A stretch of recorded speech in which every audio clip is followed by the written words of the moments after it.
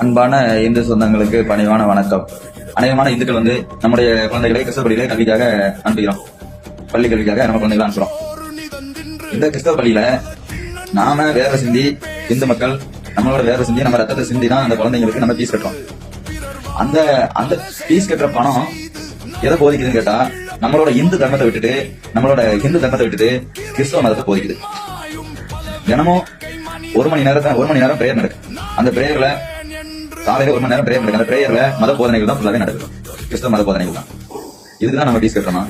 நம்ம குழந்தைகளை எந்த வழிக்கு எடுக்கும் போது நம்ம இறையாமை உணர்த்துதா, நம்மளோட பாரம்பரியத்தை உணர்த்துதா, இல்லன்னா நம்ம பகவத்கீதையை உணர்த்துதா, 63 நாயன்மார்களை பற்றி சொல்லி கொடுக்காங்களா, இல்ல மகாபாரதம், ராமாயணம் அந்த மாதிரி இதிகாசங்களை சொல்லி நூல்கள்ல இருந்து ஏதாவது சொல்லி இந்த மக்கள் படிக்கிறாங்க.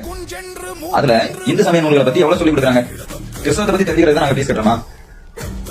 இயேசுவோட வரலாறையும் அந்த பைபிள்ல இத்தனாவது வசனம் இதை சொல்லு அப்படின்னு சொன்னா மாணவர் எந்திரிச்சு சொன்ன உடனே அது கை தட்டுறதுக்கு எங்களோட பணத்தை நாங்க கட்டுறோம்.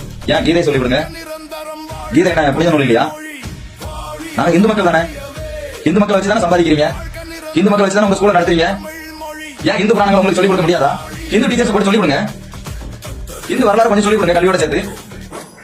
பெற்றோர்களே, சிந்திக்க வேண்டிய ஒரே ஒரு விஷயம், நீங்க கிறிஸ்தவ பள்ளிகள்ல குழந்தைகளை சேர்த்தா இதுதான் நடக்கும். நம்மளுடைய பாரம்பரியம், நம்மளோட கல்ச்சர் எல்லாமே சீரழியப்படும். நம்மளோட கலாச்சாரம் எல்லாமே அறியப்படும். நம்ம குழந்தைங்களை நம்மளோட இதிகாசங்களை நூல்களையும் சொல்லிக் கொடுத்து நம்ம தமிழ் பண்போடையும் கலாச்சாரத்தோடையும் நம்ம குழந்தைங்களை வளர்க்கணும்னு ஆசைப்பட்டீங்கன்னா ஒரு ஹிந்து ஸ்கூல்ல கண்டிப்பா சேருங்க. அதுவும் நல்லா கேட்டு அறிஞ்சு ஒரு ஹிந்து ஸ்கூல்ல குழந்தைகளை சேருங்க. பிள்ளைங்க நல்லபடியா வருவாங்க. கிறிஸ்தவ பள்ளிகளை சேரும்போது கிறிஸ்தவ மத பிரச்சாரங்கள் தான் அதிகமா இருக்கு. நம்ம பிள்ளைங்க வழிதட மாதிரி போறதுக்கு நிறைய வாய்ப்புகள் இருக்கு. நான் வழிதட மாதிரி போறதை நான் கண்கூடரா பாத்துட்டேன். பாரத தாய்ப்புகள் போங்க.